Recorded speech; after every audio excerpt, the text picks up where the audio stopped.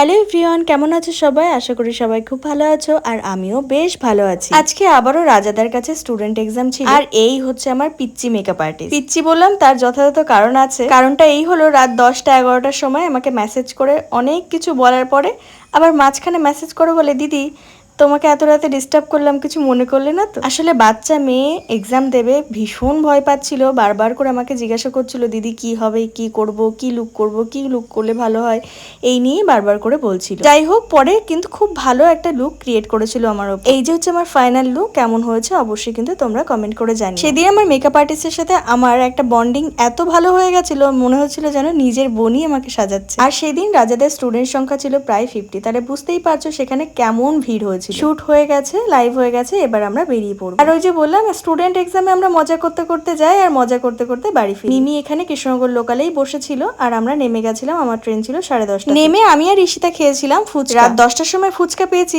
এই অনেক। যাই হোক, আজকের মতো এইটুকুই। দেখা হচ্ছে নতুন একটা ভিডিওতে। সবাই সুস্থ থাকবে, ভালো থাকবে আর সাবধানে থাকবে। দেখা হচ্ছে খুব তাড়াতাড়ি।